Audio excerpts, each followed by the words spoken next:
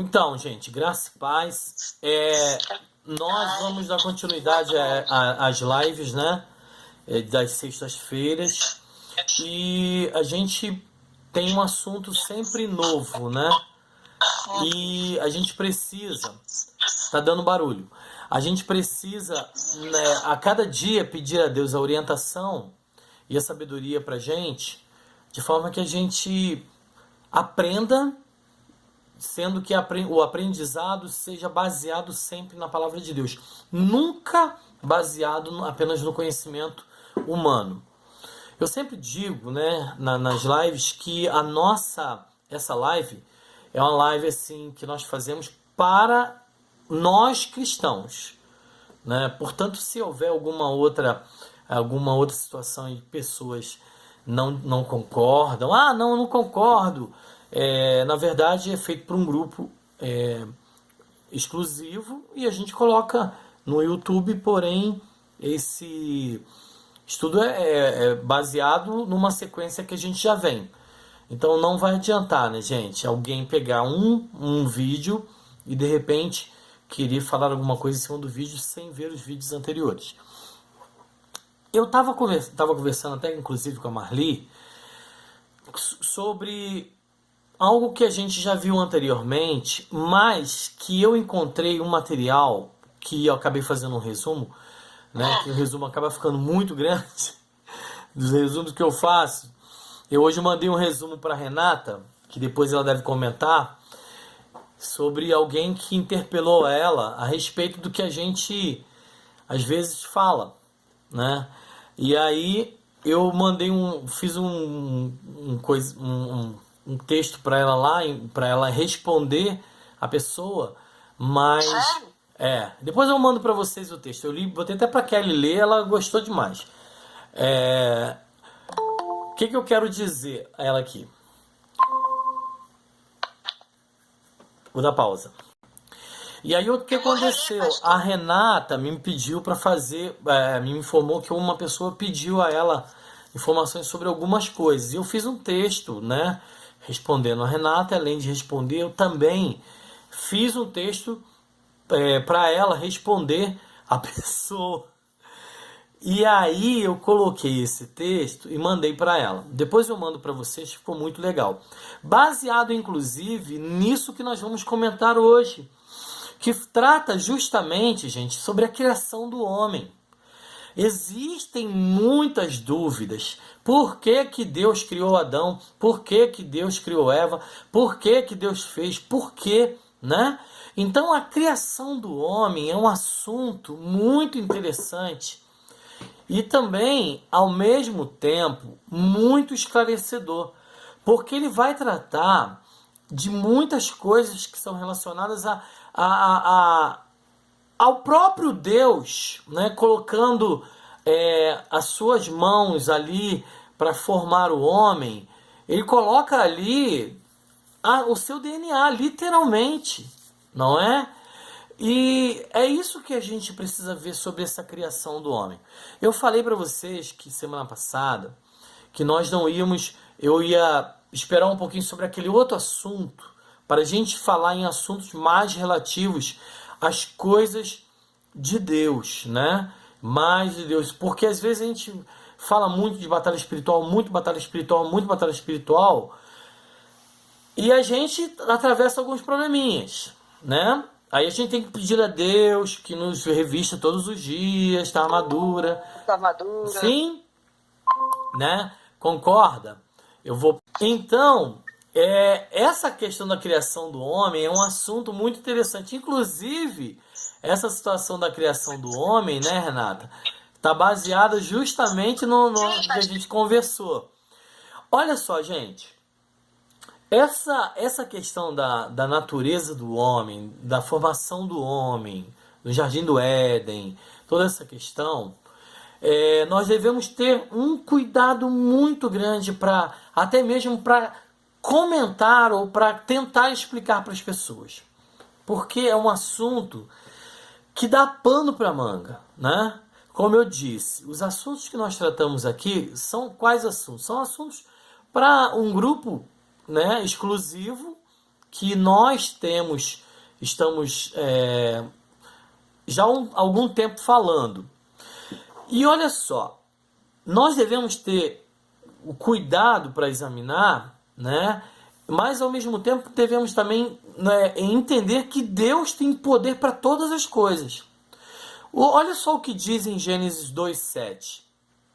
Então formou o Senhor Deus o homem do pó da terra, e lhe soprou nas narinas o fôlego de vida, e o homem passou a ser alma vivente. Então, gente, quando Deus forma o homem, ele forma o homem, como eu estava dizendo anteriormente, ele coloca as próprias mãos e ele transmite o seu DNA ali para o homem. Só que ele forma o homem do pó da terra, mas o homem não tem vida. Quando Deus sopra nas narinas de Adão, aquele, entre aspas, boneco de terra, né, de barro, ele que não tem vida, ele recebe o fôlego e aí automaticamente ele passa a ser alma vivente.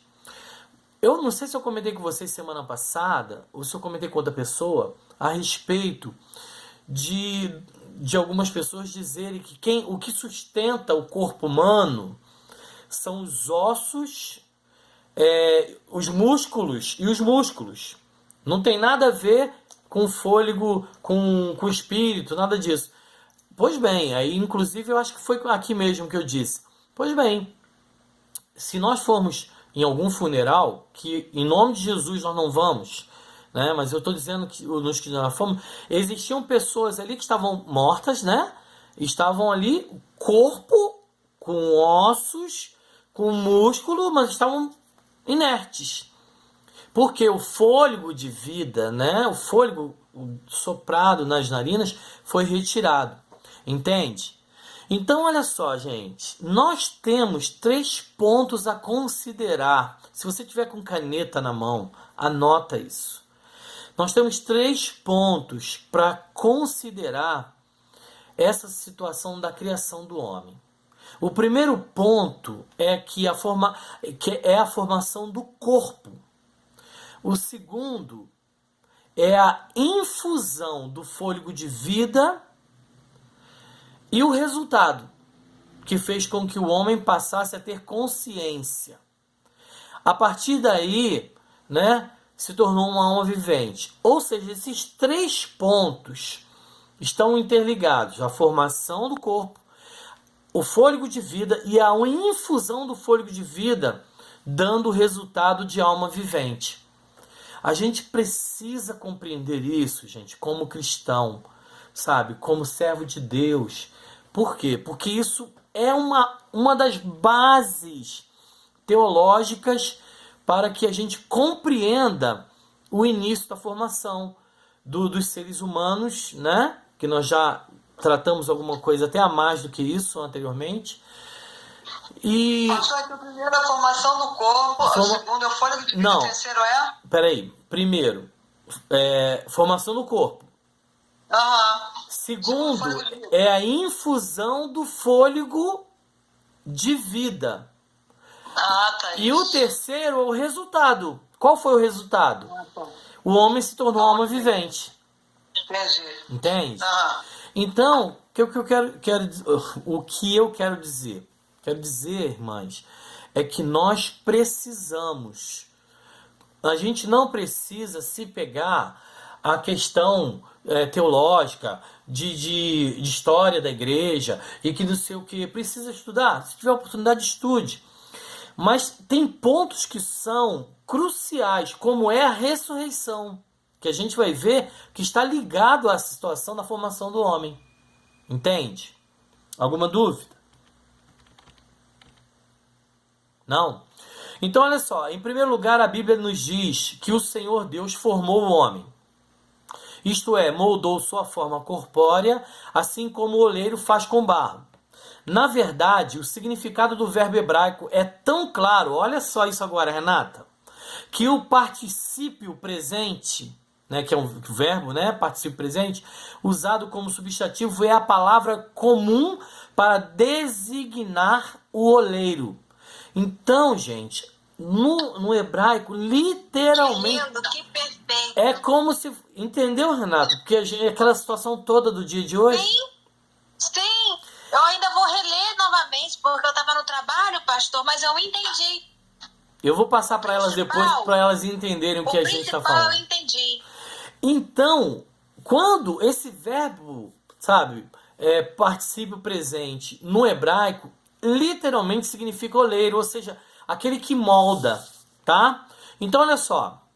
Este primeiro ato, em Jó, capítulo 10, versículo 9, diz o seguinte: lembra-te de que me formaste como em barro, e queres agora reduzir-me a pó?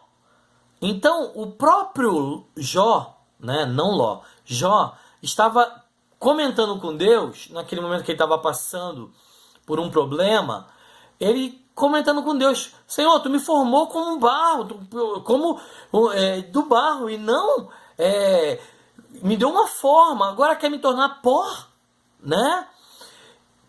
Se a gente pensar nesse aspecto, a gente vai falar, mas o que tem a ver Jó com Gênesis, com a formação do homem? Porque na cronologia, tá, bíblica, Jó seria o primeiro livro, tá, a ser escrito, tá bom? Outra hora eu explico por quê, mas eu já falei alguma coisa sobre isso aqui. Então, olha só, uma vez que o material foi moldado, o pó da terra, que havia acabado de ser umedecido por um vapor, e por conseguinte é dito posteriormente, em Gênesis 3,19, tu és pó e ao pó te tornarás. Quando o homem peca, né? Ele peca, Deus dá a ele, Deus dá uma sentença. As sentenças são as seguintes: que a terra produziria cardos, ele teria que trabalhar e do suor do próprio rosto ele teria que tirar o alimento para a vida dele. E o terceiro, né, que ele era pó e do pó ele retornaria, tá bom? Vocês sabem qual é a finalidade da sobrancelha? Vocês sabem?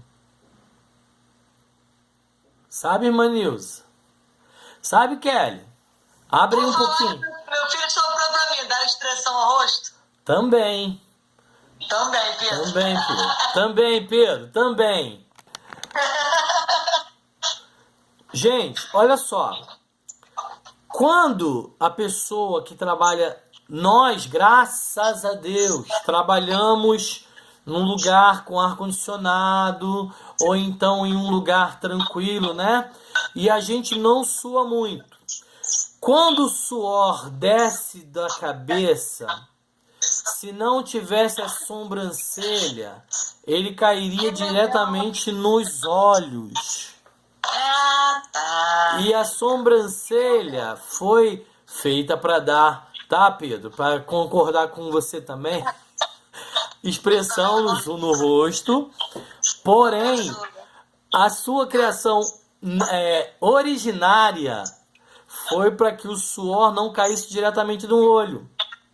Por isso que antigamente, quando as pessoas rapavam a sobrancelha, as pessoas caía nos olhos o suor e trazia o que, gente? Trazia desconforto. Então a sobrancelha, além de dar expressão ao rosto, ela também serve para desviar o suor que cai da testa e do cabelo. Ok? Deus é perfeito. Amém? Fecha aí, gente. Então, entenderam essa parte? Ló, ele até questiona Deus: Senhor, tu me formou, eu fui formado do barro, eu sou algo formado por tuas mãos, agora tu quer me tornar pó de novo? Como se dissesse assim, antes do tempo, né? E depois a sentença que Deus dá ao próprio Adão, né? Dizendo que ele era pó e para o pó ele tornaria. Amém? Então, olha só, gente. A palavra traduzida como terra, né? Terra, nesse texto aqui, da formação de Adão, né? É Adamá. Adamá, tá? Que significa adequadamente terra vermelha, e da qual o nome Adão parece originar-se, né? Ou seja, Adamá, Adão. Ela corresponde à cor natural da pele humana, que é rosada, e em concordância com a qual a descrição de Salomão dá beleza ideal, e começa com as palavras Cantares 5:10. Olha o que Salomão fala. Isso, no caso, não é ele, né, mas sim ela dizendo sobre o amado dela. O meu amado é alvo e rosado. Por quê? Porque a pele na sua... Olha a Renata, gente. Todos olhando para Renata. É a mais clarinha de todos, tá vendo? Ali por ali você tira. Então, a questão natural, né, de Adão é que a terra era vermelha, então a pele, ela ficou até vermelha, tadinha, olha, ficou mais vermelha ainda. Então, ela até escondeu lá, para não ficar vendo, a gente não ver ela totalmente. Então, gente, Ô, pastor, não, tô sem graça. Porque você é mais branquinha, Renata. Então, o que acontece? É essa situação aqui que eu estou querendo dizer para vocês. Então, literalmente, Adamá significa, né, terra vermelha, na qual possivelmente se origina o nome Adão, tá? Que é vermelho. Tem pessoas que batem na tecla mesmo, sabe? Afirmando isso. Porém, gente, não é bem o que o original quer dizer, tá? Porque Adamá não é vermelho, terra vermelha apenas. Pode ser também rosada, tá bom? Então, olha só, gente. O espírito do homem não tinha nada a ver com a sua forma física. Ou seja, o espírito do homem não tinha nada relacionado com a forma física dele. Não era ligado nada à sua carne.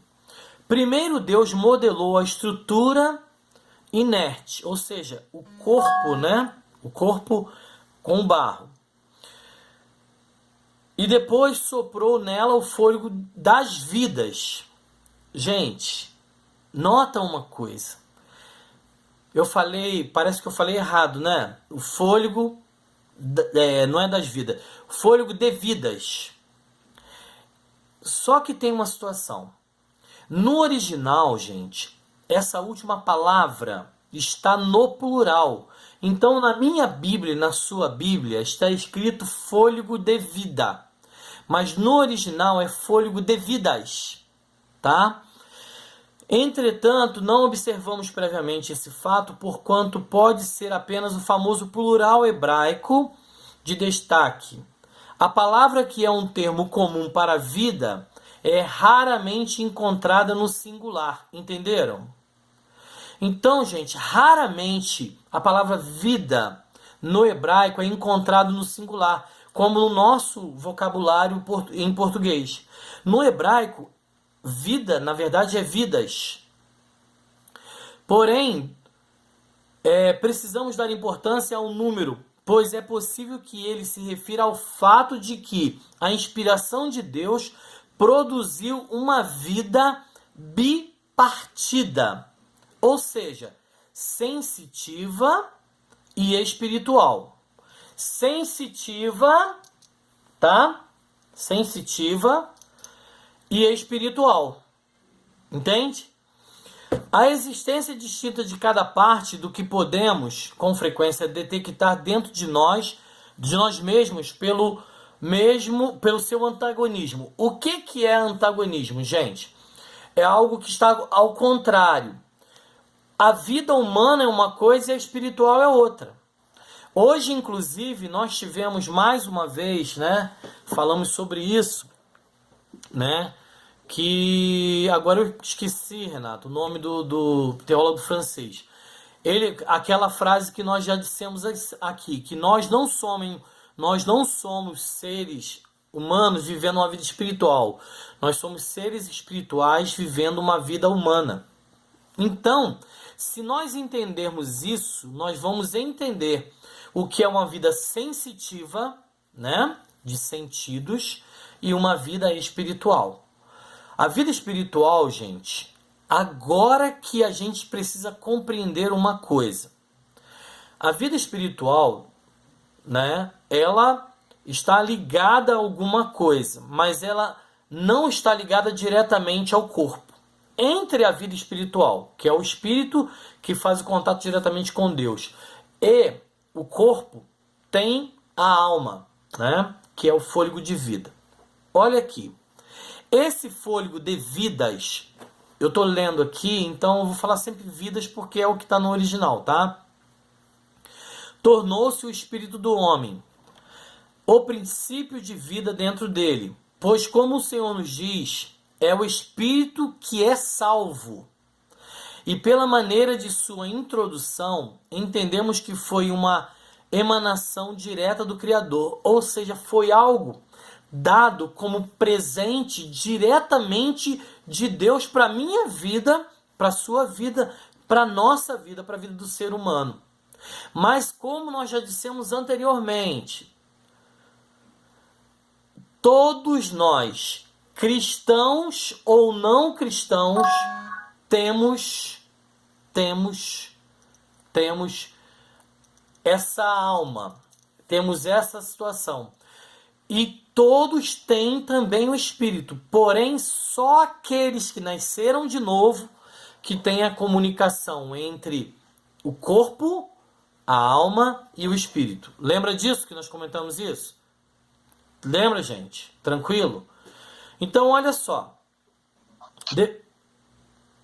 Devemos, portanto, evitar cuidadosamente confundi-lo com o Espírito de Deus, do qual a Escritura distingue totalmente, que é representado como dando testemunho com o nosso espírito. Romanos 8,16, quem lembra?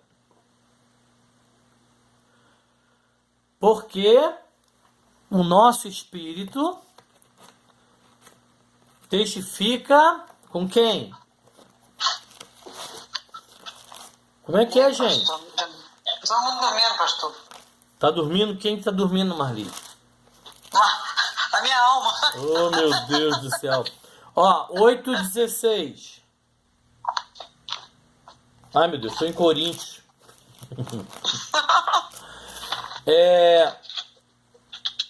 O mesmo Espírito testifica com o nosso Espírito que somos filhos de Deus. Então, esse Espírito é o Espírito Santo, que testifica com quem, gente? Com o Espírito humano, tá? Que somos filhos de Deus. No entanto, Provérbios 27, nos diz que é a lâmpada do Senhor capaz de ser iluminada por seu Espírito, aqui seu é maiúsculo, e Espírito também é maiúsculo, e dada por ele como meio pelo qual o homem pode esquadrinhar o íntimo do seu coração e conhecer a si mesmo.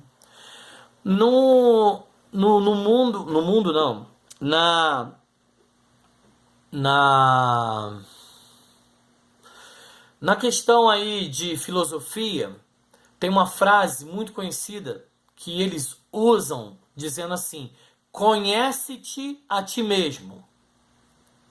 Porém, a palavra de Deus em Provérbios 27 diz que o homem só pode conhecer a si mesmo se ele tiver literalmente a ligação do Espírito Santo com o seu espírito. Aí ele consegue saber quem ele é. Olha só. Essa que legal. Gostei de saber. Gostou? Por isso que a gente tem que entender as pessoas que não têm Jesus, né? Então, gente, Provérbios 27. Depois leia lá, tá bem? Pra gente... Provérbios 27. Então a gente precisa compreender essas questões. Para quê, gente? Para a gente até mesmo compreender, como já foi falado aqui agora, compreender o nosso semelhante. Entende? Tá bom? Deixa eu dar uma parada aqui para a gente iniciar novamente.